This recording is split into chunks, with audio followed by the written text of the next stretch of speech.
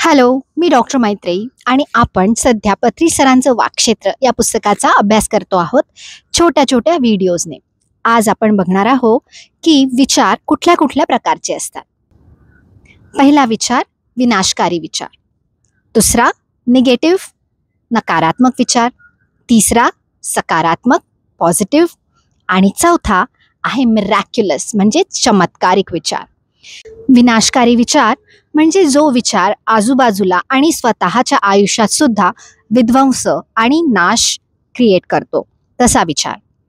Negative नकारात्मक विचार म्हणजे अरे माझ्याने तर हे होत नाही बाबा, कधीच होणार नाही असा निगेटिव्ह विचार.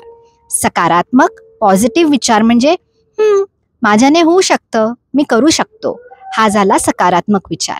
आणि चौथा चमत्कारिक म्हणजे मिरॅक्युलस विचार म्हणजे जो सकारात्मक तर आहेच पण योग्य दिशेने क्रियाशीलता जोडली गेल्यामुळे तो स्वतःच्याच नाही तर आजूबाजूच्या लोकांमध्ये सुद्धा योग्य मोठा असा बदलाव घेऊन येतो.